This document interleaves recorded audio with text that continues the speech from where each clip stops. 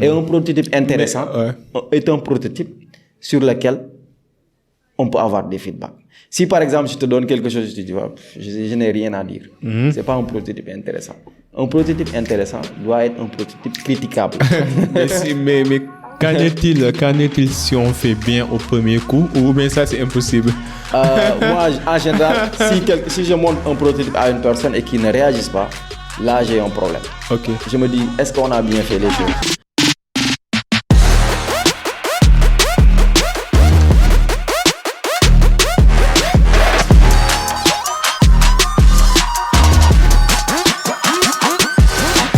Bonsoir à tous et à toutes, salam Ziyar, j'espère que vous allez bien. Bienvenue pour un nouvel épisode du Cercle d'Influence, votre cercle qui s'inspire à inspirer avant d'expirer. Aujourd'hui, nous avons le grand honneur de recevoir sur le cercle mon cher Omar Ba, fondateur du Co-Design Center. Omar, bienvenue au cercle. Merci de m'avoir invité et de me donner l'opportunité d'échanger avec toi et également d'échanger avec ta communauté. On est ensemble. Merci, le plaisir est pour moi. Est-ce que tu peux nous décrire brièvement qui est Omar, ton parcours, qu'est-ce que tu fais dans la vie? Voilà, donc moi je m'appelle Omar Ba.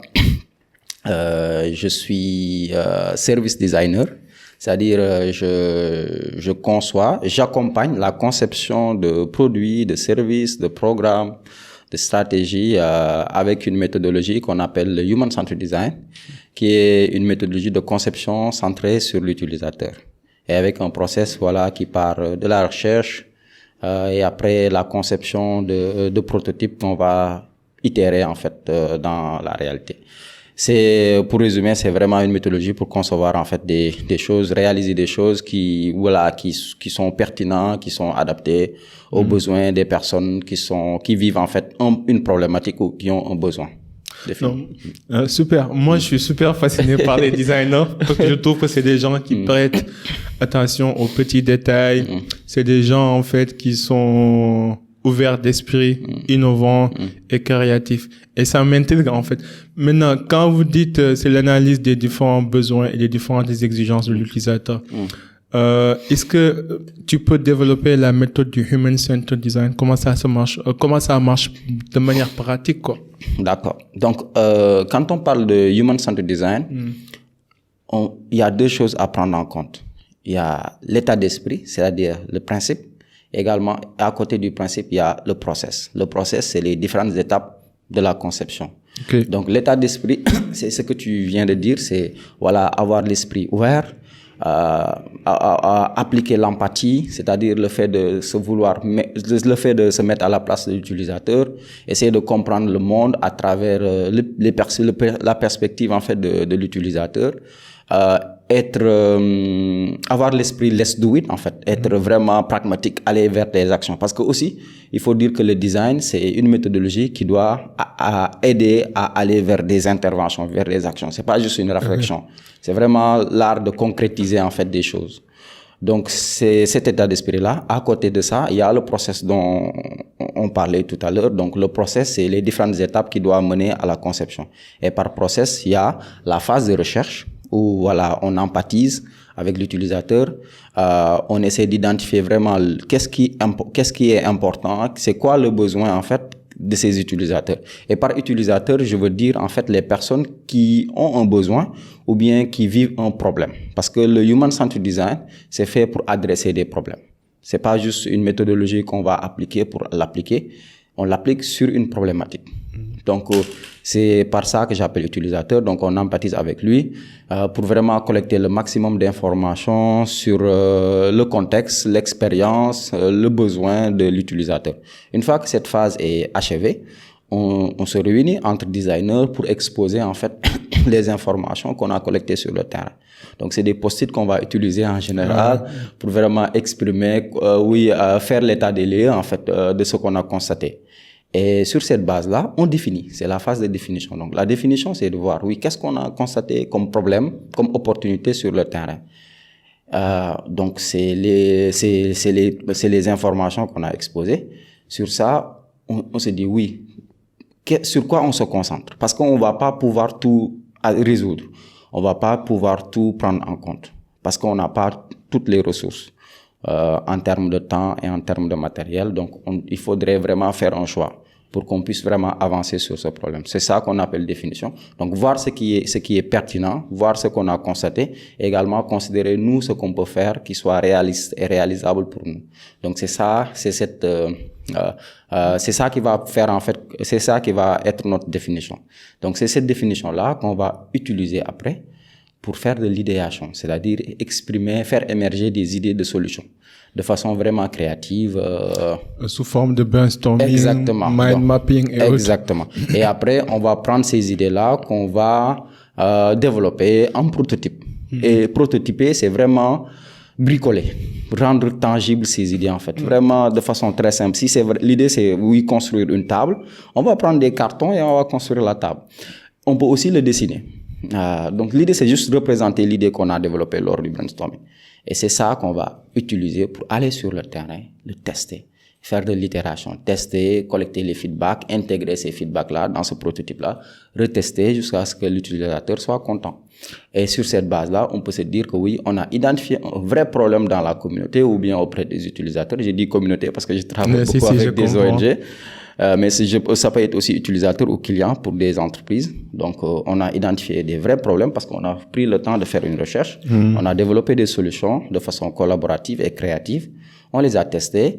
Parmi ces solutions-là, il y aura peut-être des solutions qui vont marcher. Donc, c'est ces solutions-là que l'entreprise ou bien l'ONG, la structure en tout cas, c'est ces prototypes-là qu'il va utiliser pour vraiment les développer, les scaler, comme on dit. Voilà. Non, c'est super intéressant. Mais parfois, je pense que l'être humain est tellement focalisé sur sa routine qu'on oublie de prendre le temps de faire une pause et d'analyser notre environnement. Par exemple, le micro, là, pourquoi ça porte cette forme? C'est parce que ça a été designé par quelqu'un. Cette table-là, pourquoi on l'a dans cette forme? Parce que ça a été designé par quelqu'un. Les caméras, les projecteurs, la climatisation. En fait, c'est ça qui me fascine, en fait. Déjà, tout ce qu'on voit de jour en jour, tout ce qu'on voit dans notre vie quotidienne, ça reflète l'idée de quelqu'un. C'était la conception et le design de quelqu'un d'autre. Ce qui montre qu'en fait, que l'être humain est fascinant. On peut passer d'une simple idée en un produit ou en un service qui va transformer la vie de l'humanité de manière générale, quoi. Et c'est ce processus-là qui me fascine parce que ça montre qu'en fait tout est possible et que tout démarre d'une idée. Et parfois au Sénégal, les gens ont tendance à minimiser, à vilipender les idées, quoi. Par exemple, tu vois quelqu'un qui a un projet, mais il a encore rien fait. Il a juste une simple idée. Et tu vois les gens le minimiser comme s'il va chercher un boulot. Alors que cette idée-là peut révolutionner le monde. Exact. Est-ce que tu peux développer sur l'importance de l'idéation, l'importance de passer d'une idée en un produit concret? Donc, en fait, en design, il y a deux phases, en fait. Donc, comme je t'ai expliqué tout à l'heure, il y a la phase de recherche et il y a la phase de conception où on peut dire l'idéation. Donc, c'est durant cette phase-là, vraiment, qu'on va être créatif, qu'on va faire émerger des idées. Et comme tu disais, en fait, il ne s'agit pas de juger parce qu'on ne sait pas l'idée qui marche, en fait. Une idée, c'est juste une idée. On ne peut pas juger une idée tant qu'elle n'est pas réalisée. Donc, si tu viens, tu me dis que moi, j'ai envie de, entreprendre avec cette idée-là. Moi, je peux juste t'encourager parce que je sais pas qu'est-ce qui marche pas. L'essentiel, c'est vraiment d'être créatif, en fait, sur cette phase-là. De proposer le maximum d'idées et toujours aussi de penser au problème. C'est-à-dire, une idée, c'est pas juste une idée. C'est une idée qui part d'un problème. Et si on essaie d'appliquer ça à l'entrepreneuriat, donc, beaucoup d'entrepreneurs, en général, ils sont très amoureux, en fait, de leur idée. Oui, je suis d'accord. Des fois, il faudrait être amoureux aussi du problème. Parce que c'est le problème qui rend pertinent l'idée.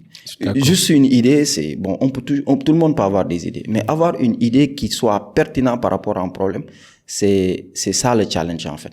Donc, nous, par idéation, c'est pas juste une idée, c'est une idée qui répond à une problématique. Donc, il faudrait bien maintenant, pour aller de l'idée à l'exécution, il y a un process également. Donc, dans l'idéation, nous, la première partie, c'est vraiment être créatif, comme je t'ai dit, exprimer le maximum d'idées possibles parce qu'on ne sait pas si les idées vont marcher. On va juste avoir une panoplie d'idées qu'on va tester. Donc, disons, on a un problème. On va essayer d'avoir, par exemple, 10 idées. Si vous êtes amoureux de l'idée, vous allez vous allez réduire l'opportunité. Alors que si vous êtes amoureux du problème, vous allez vous ouvrir à d'autres idées. Je suis d'accord. Donc c'est ça en fait, c'est ça l'importance d'être focus, d'être orienté sur le problème pour pouvoir dégager, s'ouvrir à beaucoup d'opportunités. Donc on peut avoir par exemple 10 idées au début. Première partie, c'est l'idéation. Donc, on l'exprime vraiment les idées de façon très simple, comme ça nous vient dans la tête. On peut même les dessiner, en fait. Donc, l'essentiel, c'est vraiment d'exprimer. Laisser libre cours à sa créativité, à sa pensée. C'est ça qu'on appelle le brainstorming. Et après, une fois qu'on a fini le brainstorming, on peut avoir, par exemple, 20 idées. Après, on va prioriser. C'est-à-dire choisir les idées qui sont faisables. Parce qu'il ne sert à rien d'avoir une idée. Surtout économiquement, quoi. Voilà, d'avoir une idée qu'on ne peut pas réaliser. C'est-à-dire, aujourd'hui, on peut réfléchir, avoir beaucoup d'idées très intéressantes, très créatives, mais si après, on ne les réalise pas, c'est comme pour un entrepreneur qui a une idée super géniale, qui a fait son business plan de 50 pages ou de 20 pages et qui ne le réalise pas, qui garde ça dans sa machine. C'est pas bien, en fait. Il faudrait adapter l'idée par rapport à nos ressources, à nous, ou bien voir de façon créative. On peut être créatif et réaliste en même temps. C'est-à-dire, trouver le juste milieu entre la créativité et le réalisme. C'est ça qui va te permettre, en fait, d'aller vers l'action. Et le design, c'est pas juste une réflexion dans les bureaux qu'on va faire avec des post-it, c'est aussi des actions. Donc, prioriser pour voir qu'est-ce qu'on peut faire après l'atelier ou bien après l'activité de brainstorming. Et après, aller rapidement sur le terrain, faire du test. Et le test, c'est juste, j'ai oublié la phase de prototypage où on va représenter nos idées. Avec nous, quand on fait du prototypage, on utilise les ressources qu'on a. Prototypage, il y a pas vraiment une manière de le faire. C'est juste représenter son idée. Tout simplement. Comme tu peux, en fait. Même en anglais, on appelle MVP, quoi. Minimum viable product, quoi. Exactement. Le produit minimum viable. Exactement. Ça n'a pas besoin, vous n'avez pas besoin d'avoir un produit efficace, efficient, qui répond exactement aux besoins de l'utilisateur. L'essentiel, c'est que minimum que ça soit viable, quoi. Et dans l'idée, il faut prototyper la fonction. C'est-à-dire, c'est quoi la fonction de l'idée que tu proposes. Et si tu arrives à définir ça, c'est vraiment quelque chose d'essentiel. Si tu arrives à voir ça, tu vas facilement le prototyper. Tu peux prototyper en utilisant des matériaux, mais il y a également des outils qu'on utilise en design, comme l'expérience utilisateur, où on essaie d'éclater, en fait, étape par étape, les expériences, les étapes à travers lesquelles l'utilisateur doit passer pour avoir accès à un produit. Parce que pour avoir accès à un produit, là je parle de produit, mais pour avoir accès à un produit, il y a des étapes en fait à suivre. Il y a la commande, après il y a la commande. Vous devez si par exemple vous devez acheter par exemple, je sais pas, une bouteille d'eau, il y a des étapes que tu dois suivre avant d'avoir accès à cette bouteille d'eau. Et même après également. Donc chaque étape, on essaie de définir qu'est-ce qui se passe, comment ça se passe. Et après, on peut prendre ça, on peut le dessiner pour montrer ça à l'utilisateur, pour lui dire que oui, si toi, tu veux par exemple acheter ça, voici les étapes que nous, on a conçues. Par exemple, la première étape, tu commandes en ligne sur notre site.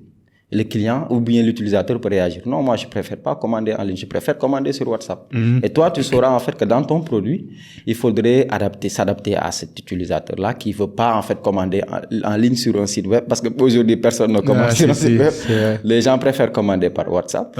Et dans ton expérience utilisateur, où il y a une partie où le client, par exemple, doit payer par virement bancaire. Il te dit non, moi je préfère payer par Orange Money. Donc ça, c'est des informations. Quand tu développes l'expérience utilisateur, chaque étape, tu pourras l'exprimer, le présenter à l'utilisateur. Et lui, il va interagir avec cette expérience-là. Et il va te dire oui, pour chaque étape, qu'est-ce qui m'arrange. Et toi, tu sauras en fait comment adapter le produit que tu veux proposer et rapidement aller vers l'action, parce que c'est ça en fait. Il faut aller vers l'action. L'essentiel c'est, et si tu es amoureux du problème, tu trouveras des opportunités pour aller à l'action. Mais si tu es amoureux de l'idée, tu vas te bloquer. Point super intéressant, parce que je connais beaucoup d'entrepreneurs qui s'accrochent à l'idée et oublient le problème, le contexte, les enjeux. Exact. T'as parfaitement raison. Même si tu te rappelles bien, tout à l'heure je te disais que je fais une formation en qualité. Et la qualité, ça se définit comme toutes les caractéristiques qui permettent de satisfaire en fait le client. Et la caractéristique principale, c'est la fonction du produit. En fait, on te dit que l'aptitude d'un produit à satisfaire en fait l'utilisateur, c'est ça ce qu'on appelle la qualité. Si vous arrivez à fournir en fait cette caractéristique, ça veut dire que le produit est de bonne qualité. Et c'est important de connaître le problème, de le définir, de le cerner pour pouvoir répondre à un besoin spécifique. C'est pour ça que c'est très important de faire des analyses de marché, comme tu disais là, de faire du brainstorming, ainsi de suite. Mais l'autre point que j'aimerais aborder, c'est le juste milieu, quoi. Tout à l'heure, on a du mal à avoir ce podcast là parce que tu voyageais souvent, t'étais dans les régions. Donc tu me disais que tu allais vivre dans une communauté. Pour assimiler en fait leur manière de faire, pour voir quels sont leurs besoins, pour pouvoir designer en fait le produit ou le service ou le projet dans lequel tu travailles. Comment on arrive à catégoriser les différents besoins? Par exemple, j'imagine qu'il y a des besoins qui sont basiques, il y a des besoins qui sont attractifs, qui ne sont pas du tout fonctionnels, mais qui peuvent rendre le produit complémentaire ou qui peuvent donner au produit une certaine qualité supérieure. J'imagine qu'aussi il y a des besoins qui sont attractifs ou complémentaires, qui ne sont pas du tout nécessaires. Comment on peut catégoriser? Est-ce que tu peux me donner un exemple concret dans le cadre du projet dans lequel tu travailles, où tu es allé en région, t'as vécu avec ces gens-là, comment était le processus et comment t'as catégorisé les différents besoins? Déjà, nous, pour catégoriser les besoins, il n'y a pas que le besoin, en fait, quand on se rend, en fait, dans une communauté ou bien quand on effectue. Pas un exemple concret, après comme tu veux. Tu peux l'aborder comme tu veux. Par exemple, récemment, j'avais travaillé sur un projet, en fait, c'est une ONG qui m'a recruté pour travailler avec une entreprise qui conçoit en fait des sachets biodégradables pour une communauté. Et l'idée c'était quoi? C'était de voir comment on adapte en fait, parce que il avait déjà son projet, il avait commencé à exécuter le projet. Maintenant, l'idée c'était de l'accompagner à adapter le projet selon les besoins de ces communautés-là. Et l'entreprise, elle était vraiment, en fait, l'entrepreneur, il était vraiment engagé pour les questions environnementales. C'était vraiment son combat. J'imagine. Maintenant, pour lui, il se disait que, en fait, les communautés, eux, leur préoccupation, c'était aussi l'environnement. C'est vrai. C'est l'environnement. L'environnement, ça compte pour beaucoup de personnes. Par exemple, pour une communauté dont l'économie... pour quelqu'un aussi qui crée un projet de sachets biodégradables, ça se comprend. Mais je veux juste te faire comprendre ici que le porteur de projet, sa préoccupation ou bien le besoin qu'il pense, le besoin qu'il dit qu'en fait que c'est prioritaire, peut ne pas être prioritaire en fait dans la communauté ou bien auprès des utilisateurs. Moi, je peux être très engagé pour l'élimination des sachets plastiques, mais je peux travailler pour des clients qui sont pas engagés. Et ça veut pas dire que dans ce cas, c'est comment faire, par exemple? Dans ce cas, comment? En fait, nous, par exemple, au début, on a cette hypothèse. Par exemple, on peut parler avec le client qui nous dit, oui, nous, vraiment, on veut faire de telle sorte que les sachets plastiques soient éliminés. On veut faire de telle sorte que oui, que là. Mais, comme tu disais, en fait, il y a c'est pour ça que je posais la question. Hiérarchie des besoins. Et nous, l'outil qu'on utilise, par exemple, on fait une recherche. Et quand on fait une recherche, on le fait de façon exhaustive. Mais durant la recherche, il y a des étapes, en fait. Par exemple, si on avait, par exemple, 2 semaines ou 1 semaine pour faire une recherche, on va aller sur le terrain de façon exhaustive, conduire la recherche pendant 2 jours. Durant ces 2 jours, on va quand même identifier des petites choses sur lesquelles on va s'appuyer pour encore plus pousser la réflexion. Par exemple, on utilise un outil en design qu'on appelle je sais pas comment le dire en français, mais c'est des cartes en fait qu'on utilise, et sur chaque carte, on va essayer d'exprimer un besoin. Ok. Par exemple, on va dire, oui, le coût, par exemple. Pour ce projet, par exemple, puisque il s'agissait de vendre des sachets biodégradables, on va dire le coût. C'est un avantage parce que pour ces sachets biodégradables, le coût était vraiment abordable.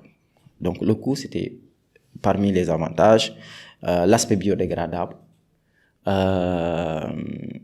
le fait que les sachets soient robustes. L'impact environnemental aussi. Maintenant, quand on a en fait mis ces besoins-là ou bien ces avantages du produit sur des cartes et qu'on a demandé aux personnes de la communauté de hiérarchiser, l'aspect biodégradable était en dernière position, quoi. Parce que, en fait, en général, c'est des femmes en fait qui vendent des produits au marché. Eux, leur préoccupation, c'est vraiment vendre et on va pas dire qu'ils sont méchants ou bien. Non. En fait, chacun a ses préoccupations. Maintenant, dans le design, il faudrait aussi faire comprendre à ces femmes-là, à ces utilisateurs-là, l'importance d'utiliser ces sachets-là pour l'environnement. Il faudrait leur faire comprendre quel est l'enjeu ou bien qu'est-ce qu'on va perdre en fait si on continue à utiliser les sachets en plastique. Et à travers ce design-là, nous, on a fait des sessions de sensibilisation. On a montré en fait parce que eux, c'était des femmes pêcheurs et on voyait bien en fait l'impact des sachets plastiques au niveau de la plage et tout. Donc on a pris des photos où la plage était vraiment inondée de sachets plastiques. On a également pris des photos qui montraient en fait l'impact des sachets plastiques sur la faune halieutique. Donc, pour juste leur faire comprendre que voilà, ça, c'est abordable, c'est plus abordable, c'est plus accessible peut-être, mais ça a de l'impact. Pour nous dire que oui, c'est ces outils-là qu'on utilise pour priorité. Et ça ne veut pas dire que oui, si la communauté priorise autre chose, qu'on va, éliminer, on va se concentrer sur ça. On va essayer de voir comment on intègre, en fait, ces aspects-là. Même s'ils ne sont pas conscients de ça, on peut connaître les réponses, en fait, sur pourquoi, en fait, ils sont pas conscients. Ces communautés-là ne sont pas conscients de ces enjeux-là. Essayer de voir quelle stratégie on va mettre en place. Parce que si aujourd'hui, les communautés sont conscientes par rapport à ces enjeux-là, ils vont faire les choix du sachet biodégradable. Donc, une recherche, comment on le fait? Donc, on le fait vraiment de façon exhaustive, mais à la fin, on va vraiment se concentrer sur quelque chose et prendre en compte le besoin et plein de choses, autres choses, les motivations, l'intérêt, l'expérience. Parce qu'aujourd'hui, par exemple, si toi, ton besoin, c'est, je sais pas, d'acheter, par exemple, un sandwich à midi, c'est ton besoin. Mais tu as tellement de restaurants, en fait, à Dakar, mais tu vas pas choisir n'importe quel. Tu vas pas choisir n'importe quoi. Et donc, tu vas aussi choisir l'expérience. Peut-être que aller dans un restaurant qui coûte cher, tu vas pas acheter, en fait, par exemple, un sandwich qui coûte cher, qui dépasse tes revenus, par exemple. Donc, tu vas prendre en compte, bien sûr, le besoin, mais plein de facteurs, l'expérience, le contexte, tes revenus, ta motivation, ton intérêt, plein de choses, l'information que tu disposes. Donc, c'est une recherche, c'est vraiment pas le besoin. Je comprends. La raison pour laquelle je pose cette question, parce que je trouve que dans la vraie vie, c'est très difficile de gérer, en fait, un changement, ou bien d'inculquer un changement. Parce que dans le cadre des projets, on sait tous que c'est plusieurs parties prenantes. Il y a des parties qui sont résistantes, des parties qui sont neutres, des parties qui sont supportrices et d'autres qui n'ont rien à foutre de toi, en quelque sorte. Donc, il y a plusieurs parties qui interviennent. Et ce qui fait que, c'est vrai, avoir une idée planifiée, designée, c'est important. Mais après aussi, accompagner aussi la population dans ce changement aussi, c'est une autre problématique qu'il va falloir gérer, quoi. Et c'est très difficile. Et d'habitude, c'est pour ça que je respecte les gens qui arrivent, en fait, à éveiller les consciences et à faire adopter leur produit ou leur service aux gens. Ça montre que ce sont des leaders transformationnels, charismatiques, des leaders serviteurs, en fait, qui se mettent vraiment dans la peau des utilisateurs pour pouvoir faire cette assimilation-là. Maintenant, ce que tu dis là, c'est très intéressant. Dans le design, en fait, il faudrait, prendre en compte les préoccupations de chacun, qui est très difficile. Mais c'est très difficile. Mais maintenant, il faut en fait, le design, c'est le juste milieu. Juste toi, personne, c'est compliqué. Imaginez un projet de 1000, 1020, 1000 toi. C'est le juste milieu. Et également, il faut pas cibler tout le monde. OK. En fait, une solution, ça répond à un besoin spécifique vécu par des personnes bien définies. Okay. Une solution qui répond aux besoins de tout le monde, ça n'existe pas. Je suis d'accord. Si tu as quelque chose... Même Dieu n'a pas l'unanimité, quoi. Exactement. Donc, un bon design, bien sûr, ça prend en compte les préoccupations de chacun. C'est le juste milieu entre les préoccupations de chacun, Okay. mais également ça définit une communauté bien. Parce que ton produit, il y en a d'autres tu vas écarter des personnes en fait. Tu vas écarter une communauté ou un groupe d'utilisateurs. Tu Okay. vas te focaliser sur un groupe d'utilisateurs bien spécifique. Le parce persona, que c'est, quoi. exactement. Donc c'est ça en fait le design. Donc c'est toujours les préoccupations. Parce que dans une communauté, tu vas rencontrer beaucoup d'acteurs, beaucoup de parties prenantes qui ont des préoccupations différentes. Mais c'est à toi de voir. Et aussi, c'est une opportunité. Quand tu as par exemple beaucoup de différentes parties prenantes avec des préoccupations différentes, je trouve que c'est une opportunité. Chacun a sa préoccupation.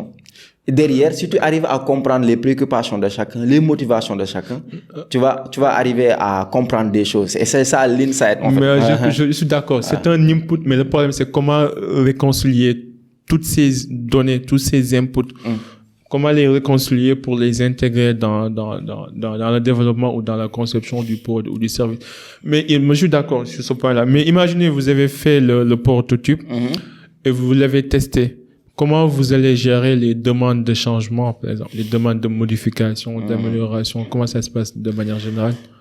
Comme je t'ai dit tout à l'heure, en fait, le prototype, ça doit être quelque chose de très simple.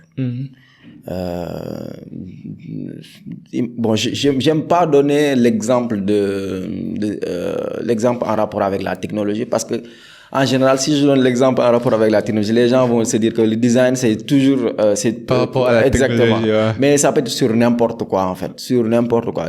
Tant qu'il y a un besoin, tant qu'il y a une problématique, on peut appliquer la Comment méthodologie. tu définis toi le design? Selon toi, quoi, d'après ton expérience. Pour moi, le design c'est juste l'art de concrétiser ses idées. Okay. Tout simplement ça.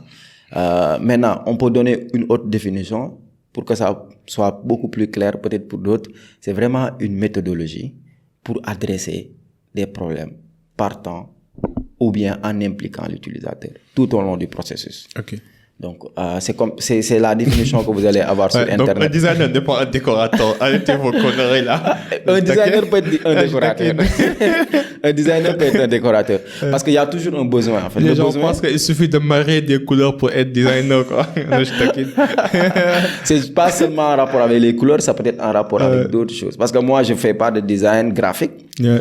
Mais je fais du service design, donc je conçois des stratégies, donc ça n'a rien à voir avec le graphisme. Super. Donc, on revient à la question, les demandes d'amélioration, de modification, de changement. Ouais. Voilà, donc comme je te disais, en fait, un prototype, par exemple, s'il s'agit de concevoir un site web, imaginons que vous avez fait une recherche et là, vous avez développé une idée où vous devez vraiment concevoir un site web pour ces utilisateurs-là, parce que c'est ce site web-là qui va répondre à la problématique identifiée. Maintenant, le site web, en tant que prototype, il va pas être un site web. Comme vous pouvez le voir, en fait, sur ça peut être quelque chose que vous pouvez dessiner. Ouais. Dessiner les différentes pages du site. Le landing page. Exactement. Ça peut être quelque chose que tu peux concevoir sur PowerPoint.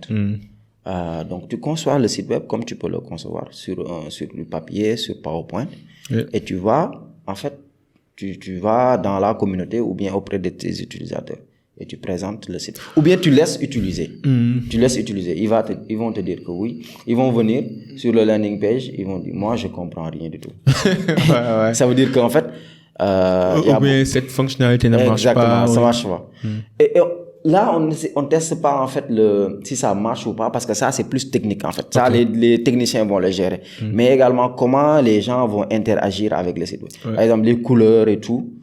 Donc, ou bien je ne comprends pas, je dois m'inscrire par exemple pour, je sais pas, je dois m'inscrire à mon université. C'est une université qui a développé une plateforme d'inscription. Je dois m'inscrire, je viens sur le landing page, je comprends rien du tout. Ça veut dire que je te dis, oui, qu'est-ce que tu n'as pas compris? Qu'est-ce qu'on devrait faire? Qu'est-ce qu'on devoir améliorer? Pour faciliter le parcours. Pour que tu puisses comprendre. Il me dit, moi, je préfère avoir un bouton juste au milieu qui dit inscription.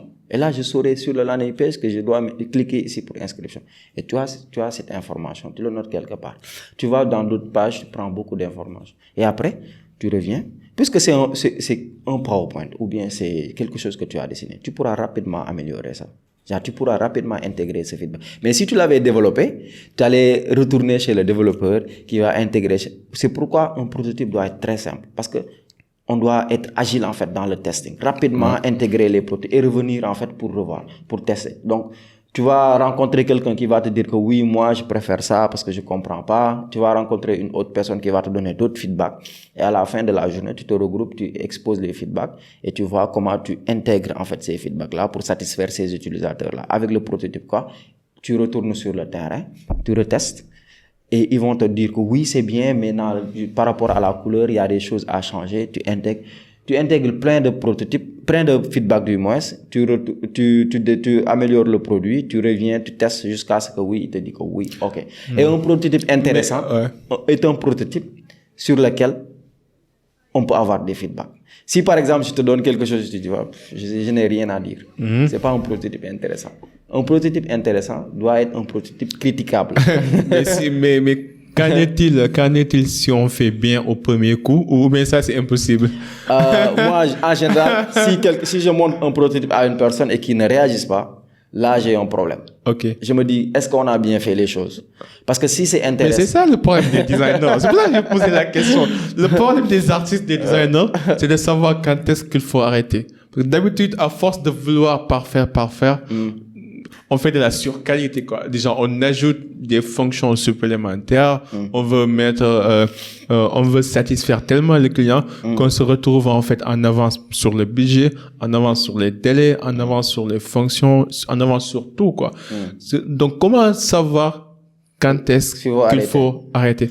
C'est comme t'as donné l'exemple du site web, là. Il y a des gens qui commandent un site web. Le technicien, il conçoit le site web, après, il se rend compte que le travail ne finit jamais. Le mec, il revient toujours avec des retouches supplémentaires.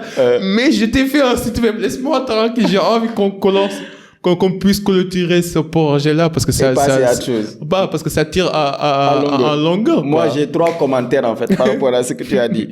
Premièrement, je vais réagir sur ce que tu viens juste de dire. Par exemple, c'est très, je vais dire, chiant. Donc, par exemple, moi, je suis coupable, là, je l'ai déjà fait. Par exemple, tu travailles avec un développeur et tu lui fatigues, en fait, avec les intégrations. Ça, c'est un problème parce que tu n'as pas fait le bon design. Parce que si tu avais fait le bon design, tu n'allais pas travailler avec le développeur au début. Le développeur, c'est à la fin qu'on travaille avec lui. C'est-à-dire lorsqu'on a fini de prototyper. Et en prototypant, on n'a pas besoin de faire appel à un développeur. Hein. On peut prototyper avec Figma aujourd'hui. On peut prototyper avec du papier. Avec du papier et du crayon. Et là, on peut changer rapidement. Et à la fin, lorsqu'on aura quelque chose qui satisfait l'utilisateur, on pourra maintenant faire appel à un développeur qui va vraiment exécuter le design, en fait.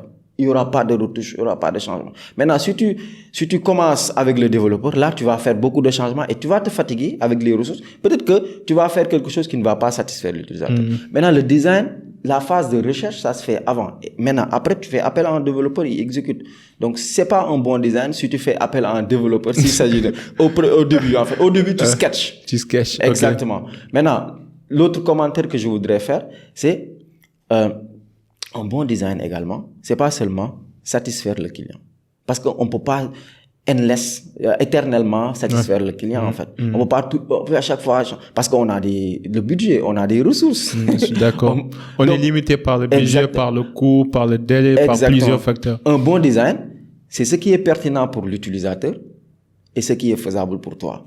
Le concept. Pour le moment, à l'instant T. Exactement. C'est le juste milieu. Toujours, ça reste le juste milieu entre ce que le client ou bien l'utilisateur préfère et ce qui est faisable pour toi. Mais sinon, ce que l'utilisateur préfère, ça varie avec le temps. C'est ça, c'est là-bas où je voulais en venir. Okay. Maintenant, toujours le juste milieu entre l'utilisateur, entre ce que l'utilisateur préfère, aime, ce qui est désirable et ce qui est faisable pour toi, le concepteur ou bien la personne qui veut délivrer ce service-là.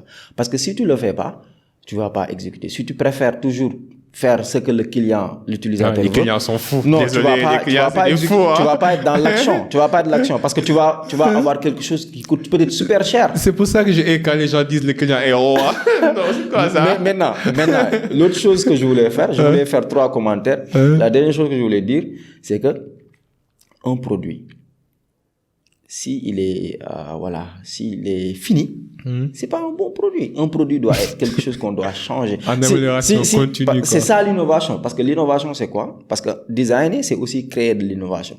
L'innovation, c'est un process. Aujourd'hui, vous voyez Apple, aujourd'hui, à chaque fois, il y a des changements. Si un produit est figé, c'est mort, en fait. Tu vois, aujourd'hui, si tu veux exister sur le marché. C'est l'adaptation. C'est l'adaptation. Et pour adapter, il faut être créatif. C'est-à-dire, il faut voir qu'est-ce que tu peux faire et qu'est-ce qui est pertinent. Toujours être dans ce... Je me dis, en fait, si tu te limites à ça, entre ce que tu peux faire et ce que les clients préfèrent, si tu te limites à ces périmètres-là, mais c'est là-bas que se trouve l'innovation. Parce que l'innovation, c'est des contraintes. Tant qu'il y a des contraintes, il y a la possibilité d'innover. Ouais. Et si moi, je vois des produits qui peuvent rester pendant des années sans être changés, sans être adaptés. Non, c'est parce qu'ils font pas, l'entreprise ne fait pas de recherche. Ouais. Et l'entreprise n'a pas de veille technologique, veille réglementaire. Il y a plusieurs veilles à faire. Non, il faut changer le produit. Le produit, il faut le changer parce que le monde change, la réalité change. Les clients, les utilisateurs, ils ont d'autres besoins. Moi, je peux avoir un besoin aujourd'hui, ça peut changer demain. Et aujourd'hui, vraiment, la concurrence est là. Donc, si tu veux pas changer, mais tu vas pas exister, tu vas pas être soutenable, en fait. Mais c'est ça le problème des Africains. Je pense que nous, on sait commencer, on sait démarrer, mais on ne sait pas maintenir, on ne sait pas améliorer. La majeure part des entreprises qui tombent en faillite au Sénégal, c'est parce qu'ils ont eu, dans leur processus, à un moment donné, ils ont eu des problèmes d'adaptation, de veille, pour savoir, en fait, et identifier l'évolution des besoins des différents clients. C'est pour ça qu'une recherche est toujours importante. Si tu es une entreprise, ou si tu es une structure, il faut toujours faire des recherches. De temps en temps, rencontrer tes utilisateurs, vivre, en fait, leur contexte, leur réalité, pour comprendre les besoins. Parce que la réalité, comme j'ai dit, ça change tous les jours. Donc, si tu ne fais pas de veille, tu vas pas exister, en fait. Tu vas pas être durable. Il faut toujours regarder qu'est-ce que ça passe, en fait, auprès de tes utilisateurs, dégager des insights sur lesquels vraiment on s'appuie pour faire de l'innovation, pour adapter le produit, adapter le service. Aujourd'hui, toutes les structures, toutes les entreprises, à chaque fois, ils font des changements, en fait, par rapport à leur produit. Ouais. Voilà. Non, t'as parfaitement raison. Mais moi, en fait, en tant que client, par exemple, quand je vois sur mon téléphone, des mises à jour, là, je me dis dans ma tête, est-ce que j'ai besoin Samsung, Android, je n'ai pas besoin que vous m'informiez. Faites-le automatiquement, quoi. Parce que tant que je vois que il y a un bouton sur lequel appuyer, je trouve ça un peu contraignant, quoi. En fait, en tant que client, c'est vrai que je veux avoir un produit satisfaisant, un produit qui répond à toutes mes exigences, mais en même temps, je veux pas faire de l'effort pour avoir cette exigence-là. Tu vois, c'est un peu égoïste, quoi. Genre, le client veut avoir la meilleure des choses avec le minimum d'effort. Mais parfois, je me dis, je sais que c'est une mise à jour que Android veut me suggérer, là, et que j'ai appuyé sur le bouton installer, parce que là, je suis en train d'utiliser mon téléphone, mais quand même, je vais appuyer parce que c'est pour le bien-être de mon expérience utilisateur, quoi. Donc, comment vous faites, en fait, quand vous faites ces mises à jour-là, comment vous le faites? Est-ce que vous choisissez des heures? Je sais que Orange ou bien la majeure part des applications, ils font leur mise à jour la nuit, en fait, pendant que tout le monde dort. Mais dans le cas de certains projets là où le produit est mis sur le marché, on a un inventaire de stock. Comment on gère, en fait, cette amélioration, cette mise à jour de manière pratique, quoi? Tu parles de mise à jour par rapport à des solutions tech? Non, de manière générale, par exemple, dans le cadre de ce que tu fais. D'accord. Maintenant, l'exemple que tu as donné tout à l'heure, avec les mises à jour, aujourd'hui, les entreprises sont tenues de communiquer les mises à jour. Ah, ok. Les horaires. Non, c'est-à-dire aujourd'hui, si on devait mettre à jour quelque chose sur ton téléphone, les entreprises sont tenues de te le dire. Parce que peut-être qu'il y a des changements sur lesquels on doit vraiment avoir ton consentement, en fait. Ok, c'est pour ça qu'on te suggère, tu appuies sur le bouton installer. Maintenant, il y a un document derrière à lire, bien sûr. On ne lit jamais. Personne ne lit ce document. Mais c'est juste pour te dire que il y a des exigences sur le marché qui contraignent, en fait, les entreprises. En fait, dans le marché, il y a vraiment des contraintes, des requirements à prendre en compte. Il y a ce qui est faisable pour toi, pour l'entreprise, je veux dire, et ce que les clients préfèrent. Donc, pour pouvoir innover, il faudrait comprendre tout ce contexte-là et s'adapter. Et aujourd'hui, peut-être pour toi, tu n'as pas envie d'avoir ces trucs, comment dire, qu'on te notifie parfois. Peut-être l'entreprise peut réfléchir à comment aujourd'hui adapter ces notifications par rapport à tes besoins. Si aujourd'hui, il y a, par exemple, Samsung, par exemple, je dis n'importe quoi, Samsung avait 100 clients au Sénégal et les 50 ont ce besoin-là. Ça veut dire que Samsung doit s'adapter à ça. Même s'il y a des exigences, il doit être créatif parce que c'est juste être créatif. C'est le consensus, quoi. Exactement. Il faut toujours chercher à satisfaire plus de 50%. C'est-à-dire, par exemple, quand on identifie, quand on veut travailler, on va pas, par exemple, satisfaire tout le monde, particulièrement ou spécifiquement chaque client. Non, c'est pas possible. On va essayer de designer, en fait, des personnes. On va te rencontrer, voir tes besoins. On va rencontrer d'autres personnes. On va synthétiser et développer des personnes. Et c'est ces personnes-là qu'on va satisfaire. Pas les personnes spécifiques, hein, parce que sinon c'est pas possible. C'est ces personnes-là qu'on va satisfaire. Et pour les mises à jour, comme tu disais par rapport à ta question, moi, par exemple, mon travail, c'est en général la première partie. Quand on veut développer un produit, donc qui n'est pas encore sur le marché, donc c'est la phase de recherche que je gère. Donc pour développer un prototype, l'itérer. Donc les mises à jour, après collecter des feedbacks, je retourne au bureau, j'intègre en fait ces mises à jour là, je reviens. Mais s'il s'agit d'un produit qui existe déjà sur le marché, sur lequel on voudrait faire de l'itération. Donc, on va prendre le produit qui existe déjà. On n'a pas besoin de le prototyper, mais on va peut-être le rendre plus simple pour qu'on puisse aller sur le terrain avec ce prototype-là. Et on va aller poser des questions. Être vraiment naïf. On ne connaît pas le produit. C'est vous le maître, c'est vous le roi. Vous nous dites comment ça doit marcher pour vous. Et on collecte le maximum de feedback. Et après, on développe des personnes. On dit telle personne, il faudrait changer ce produit. Et on intègre ce produit. Maintenant, pour les mises à jour dont tu parles, c'est les techniciens qui le font. Je suis designer. Moi, je vais juste donner des recommandations à comment faire ça mieux pour l'utilisateur. Maintenant, derrière, il y a des techniciens. Dans le travail de conception, il y a les designers qui sont vraiment au début. Donc vous êtes dans la partie conception, initiation, planification. Maintenant, l'exécution, c'est aux techniciens. Exactement. Ensuite, il y a la partie surveillance, amélioration continue. Ça, c'est à qui? Ça peut être un designer aussi. Ça peut être un designer. C'est comme, par exemple, si on devait construire une maison. Au début, il faudrait faire appel à un architecte. À un designer peut-être qui va concevoir le plan et tout, quoi, la maison. Il va venir présenter la maison à la personne qui va vivre là-bas. Il va dire, oui, moi, j'aime pas ça, je préfère que les chambres soient structurées d'une autre manière, blablabla. Moi, en tant que designer, j'intègre ces changements-là. Et à la fin, j'ai un plan d'exécution que je vais soumettre, que je vais donner à je dis n'importe quoi, à un maçon. À un maçon. Et le maçon va exécuter le plan. C'est comme pour, par exemple, si je dois concevoir un site, je vais prototyper avec les outils avec lesquels je peux travailler, en tout cas ce que je peux utiliser. Et après, je vais tester, faire de l'itération. Et à la fin, j'ai quelque chose qui marche, qui répond aux préférences des utilisateurs. Je donne à un développeur qui exécute. Je vais pas revenir derrière pour lui dire que change ça. C'est l'erreur que font beaucoup de Sénégalais, surtout. Beaucoup d'entreprises. C'est pas les développeurs, hein, c'est les entreprises qui font ça. Parce que c'est les entreprises qui doivent d'abord faire ce travail-là. Mais je pense que aussi, ça peut être difficile pour certaines personnes. Par exemple, moi, je sais que je suis un visionnaire. En fait, le studio que tu vois là, je l'ai imaginé dans ma tête avant que ça soit concrétisé. En fait, je sais, en fait, imaginer et rendre quelque chose de réel. Mais ça, c'est pas donné à tout le monde. Hein. Il y a des gens qui ne savent même pas ce qu'ils veulent, quoi. Qui savent même pas quel type. Moi, je sais dans quel type de chambre j'aimerais avoir, dans quel type de maison j'aimerais avoir. Donc, je suis analytique. En fait, je passe mon temps à réfléchir sur les détails. Mais je sais que les gens ont des personnalités différentes. Il y a des gens qui sont farfelus, qui sont paresseux, qui sont éparpillés de gauche à droite, qui sont tiraillés de gauche à droite et que c'est difficile pour certaines personnes. Maintenant, quand tu as du mal à visualiser ou bien à conceptualiser ton idée, c'est parce que tu n'as pas fait de recherche ou bien parce que tu n'es pas bien inspiré. Quand tu n'as pas d'idée, ça aussi c'est vrai, l'inspiration. Il faut être inspiré. C'est-à-dire, moi je veux quelque chose, je ne sais pas comment le faire, j'ai pas d'idée. Mais va t'inspirer. Il y a d'autres personnes qui ont fait à peu près peut-être ce que tu as fait ou bien on peut t'inspirer de différentes manières. D'où tu sors tes inspirations? Est-ce que tu as des outils ou bien comment tu t'inspires quand tu dois démarrer un projet? Maintenant, ça dépend. Maintenant, dans un projet de design, la première phase, c'est ce qu'on appelle revue de la littérature.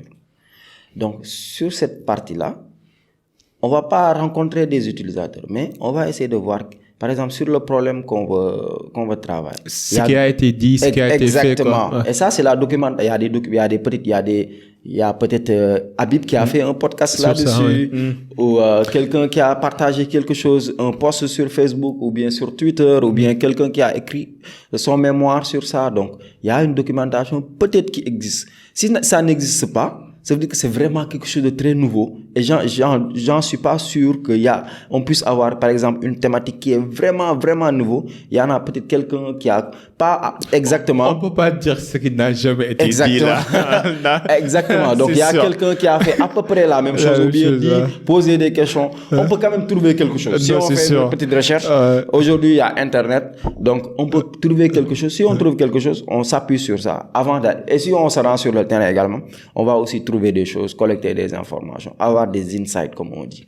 Ouais, donc l'inspiration, c'est vraiment la recherche. C'est les informations historiques, quoi. Exactement. Okay. C'est la recherche. Aujourd'hui, l'inspiration, si tu veux faire quelque chose, d'abord, rends-toi sur le terrain. Genre, je veux, par exemple, faire de l'élevage. Comment tu ajoutes ta touche personnelle et ton authenticité sur les informations historiques, sur la revue de la littérature? J'imagine que quand tu écris un livre ou un mémoire, d'abord tu commences par la revue de la littérature, après tu donnes ton point de vue par rapport à ton expérience, par rapport à ce que tu as appris sur le terrain, quoi. J'imagine que ça doit être la même chose, quoi, le même processus à votre niveau, quoi. Donc, comment tu ajoutes, par exemple, ta touche personnelle? Aujourd'hui, si tu conduis ta recherche, la phase revue de la littérature, la phase recherche sur le terrain, tu vas voir qu'est-ce qui est fait par rapport à ce problème-là et qu'est-ce que les utilisateurs ont besoin. Il y aura toujours un manque, en fait. Puisque c'est un problème, il y aura toujours un manque. Il y aura quelque chose qui manque sur le marché. Il y a toujours un écart. Exactement. Entre la situation actuelle et la situation souhaitée. Et entre aussi ce que les acteurs du marché proposent et les problèmes du terrain. C'est-à-dire, un service on peut pas avoir un service super parfait. D'accord. Il y aura toujours des manques. Et une bonne recherche doit te montrer, en fait, ces manques-là. Et si tu arrives à bien définir ces manques, évidemment, tu vas proposer quelque chose de nouveau.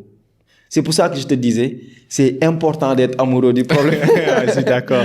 Ouais, c'est important d'être amoureux. Et également, dans la phase de créativité, dans la phase de l'idéation, l'idée, c'est vraiment d'être créative. Et il y a des techniques qu'on utilise, en fait, dans la phase de brainstorming, des techniques de brainstorming pour développer la créativité. Et là, on va te dire que oui, nous, notre recherche, voici ce qu'il a montré comme problème. Voici déjà ce qui existe sur le marché. Donc nous, on ne doit pas reproduire, en fait, ce qui existe sur le marché. Parce que si on reproduit ce qui existe sur le marché, ou bien ce qui existe en tant que proposition, en tant qu'offre, le problème, il sera toujours là. Parce que ça existe. Et le problème est toujours là. Ça veut dire qu'on doit innover. Donc si le problème est bien défini, et on applique, en fait, des techniques de créativité, évidemment, on va aller vers des solutions créatives, des solutions nouvelles et innovantes. Parce que toujours, le design, ça doit être toujours quelque chose d'innovant. Non, c'est fascinant. En tout cas, je peux te parler sur ce domaine pendant toute l'éternité. Parce que je pense que c'est fascinant. Parfois, ça m'arrive de prendre une pause et de dire pourquoi ça ressemble à ça. Qui a dit qu'une porte doit être à 2 mètres de hauteur, quoi? Qui a dit que, en fait, pour chaque 23 personnes, on doit avoir une grande toilette? Qui a dit que en fait, je suis intéressé par les normes invisibles, en Exactement. fait, des normes que tout le monde applique et que personne ne prend le temps d'investiguer ou de poser la question pourquoi ça devrait être ainsi. Et je pense que la meilleure manière de développer sa créativité, c'est d'analyser les choses de manière curieuse et d'essayer de comprendre le principe derrière, quoi. Tu vois un peu pourquoi une porte doit ressembler à ça, quoi. Pourquoi on pouvait pas créer des portes circulaires, des portes rectangulaires, tu vois un peu. C'est bizarre. Maintenant, un bon design, toujours, on peut être très créatif. Si on est très créatif seulement, c'est-à-dire, designer, c'est vraiment appliquer l'analyse critique et également être créatif. On peut être très créatif. Si on est très créatif, ça veut dire qu'on est un artiste. Un artiste, c'est quoi? C'est quelqu'un qui crée des choses inutiles de façon pratique. Comme moi, comment tu m'appelles moi? Quelqu'un qui crée, mais qui analyse tout. Mais c'est un design. Le design, c'est vraiment vaste. C'est tout ça en même temps. On fout. C'est-à-dire, tu peux créer quelque chose de très beau, très joli, mais qui est inutile. Tu es très créatif. Maintenant, le designer, il crée quelque chose de très beau, très joli, mais qui est pratique, qu'on peut utiliser. C'est ça un designer. Moi, je suis pas un designer, je suis un curieux. Je t'inquiète.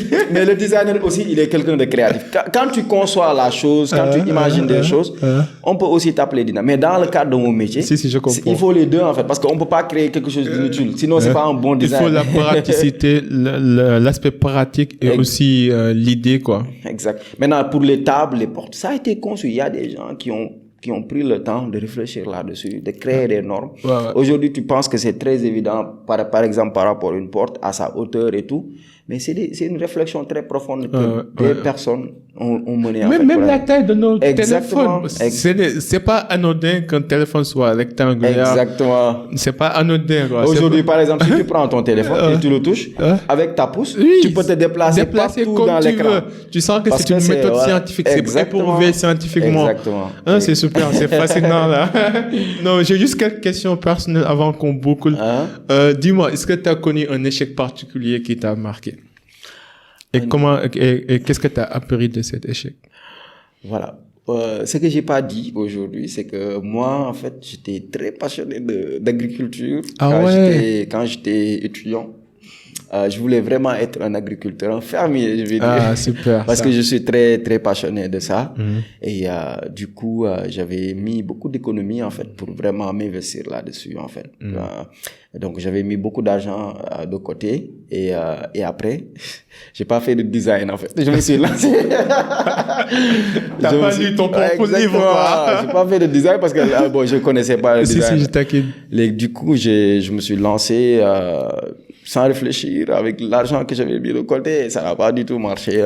Et ça m'a beaucoup appris. Aujourd'hui, je suis toujours passionné d'agriculture. Je veux vraiment m'investir là-dessus. Pas en tant que business, mais c'est juste une passion. Je voudrais, exactement. Mais faire grandir des choses. Exactement. Et du coup, là, je suis en train de réfléchir à comment faire ça mieux, en fait. Je comprends. Non, ça va venir. C'est pas encore très tard, quoi. Exact. Oui, ça va venir. Est-ce que t'as une peur ou une insécurité que tu essayes de combattre en ce moment? Moi, je suis quelqu'un de très timide. Bienvenue dans le club. J'étais très timide quand j'étais plus jeune. Je pouvais me payer le luxe d'être timide parce que quand j'étais au lycée, je voulais pas avoir beaucoup d'amis. Je voulais être seul. J'étais bien seul, en fait. Très bien. Et après, quand j'ai commencé à travailler, là, c'est là-bas que ça... non, ça marche pas au bout de ça. Ça ne marche pas.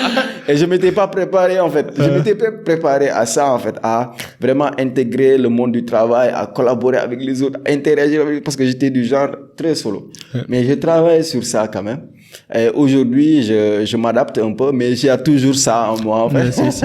Même moi, je suis un introverti qui a appris à être extraverti quand le moment le demande, quoi. Tout à fait. Mais c'est toujours un choix conscient que je prends pour être extraverti, pour être social. Mais c'est pas facile. Même quand je sors là, que je rencontre beaucoup de gens. Après, il faut que je prenne 2 heures de temps seul pour recharger. Exactement. Je suis vidé, quoi. Non, c'est ça. Non, c'est pas facile.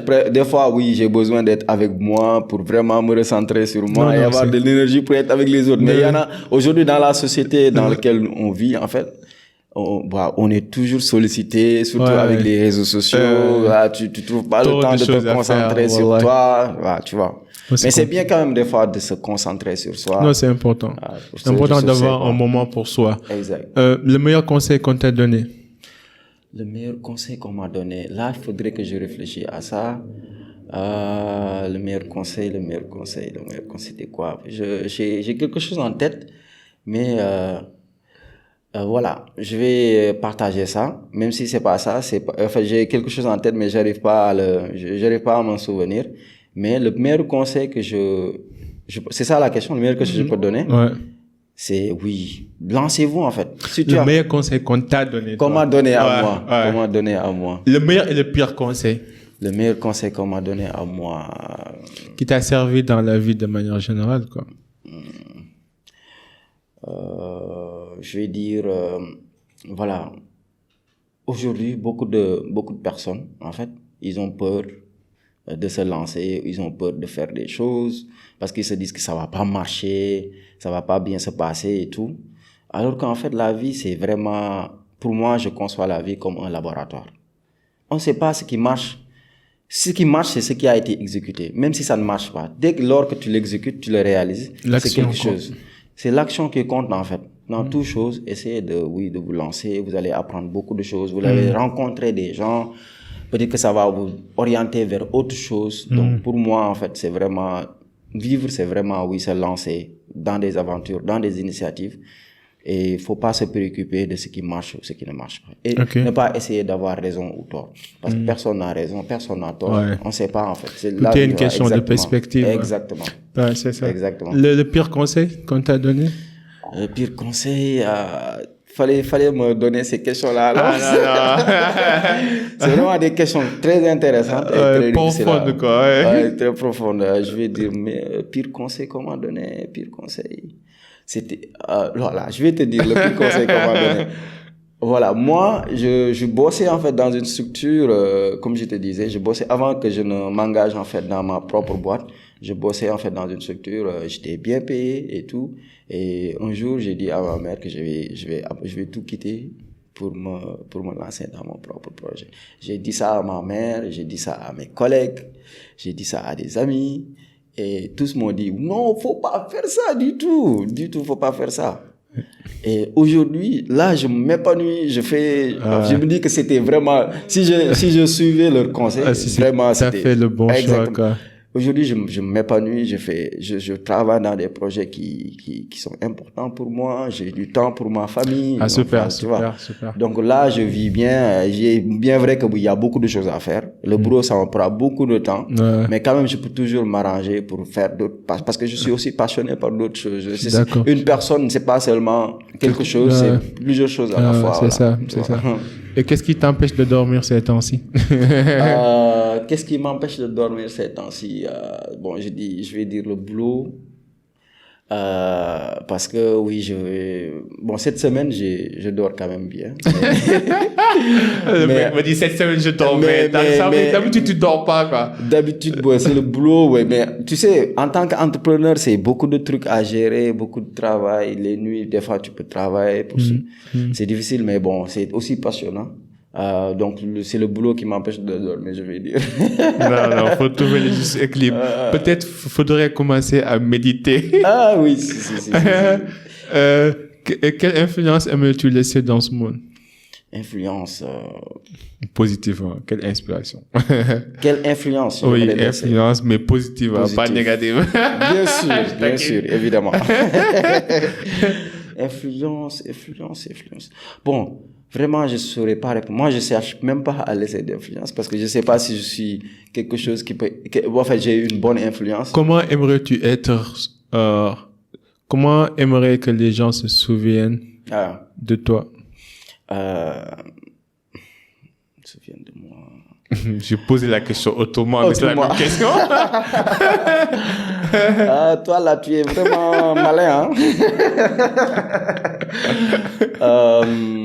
Bon, pour moi, j'aimerais bien que, oui. Non, mais je veux dire, bon, la vie a une fin, quoi. Et bon, on espère tous vivre 111 ans, 120 ans. La réalité est que la fin viendra un jour ou un autre, quoi. Maintenant, l'essentiel, je pense que tout ce qu'on fait actuellement dans la vie, c'est pour laisser, en fait, une trace, un impact positif. Je pense que parfois, les gens ne prennent pas le temps de spécifier cet impact-là. Mais c'est important aussi. Oui, c'est très important. Moi, j'aimerais bien que les gens, si je dois, par exemple, influencer, j'aimerais bien que les gens travaillent, en fait. Pour moi, le travail, c'est ce qui donne sens à notre vie. Comme je te disais tout à l'heure, en fait, l'essentiel pour moi, c'est, oui, t'engage-toi fais ce que tu aimes faire. fais des initiatives, fais de l'action. Travaille, en fait. C'est ça le travail pour moi. Identifie ce qui te passionne. Ce qui te passionne, c'est ça ta mission, en fait, dans la vie. Et ta mission, tu dois l'exécuter. Donc, aujourd'hui... Tu prends ça comme une obligation éthique et morale, quoi. C'est même pas une obligation. Pour moi, ta mission, oui, on peut dire ça comme une obligation. On peut dire éthique et morale, quoi. Exactement. Envers toi, envers ton créateur, envers Exactement. la planète. Comment les gens pourront entrer en contact avec toi? Et est-ce que tu as un dernier mot? Bon, pour nous contacter, bon, nous, on est présent. Moi, je suis très présent sur LinkedIn. On peut aussi me contacter sur les autres réseaux sociaux. Donc, on a notre page là-bas qui s'appelle Co-Design Center. Et on va mettre les références dans les show notes sous comme d'hab. Donc, vous pouvez nous contacter là-bas et également voir ce qu'on fait. Nous, on propose des formations en design. Aussi, on propose de l'accompagnement. Donc, vous pouvez nous contacter. Si vous nous contactez, on va rapidement réagir, en fait, et voir qu'est-ce qu'on peut faire ensemble. Voilà.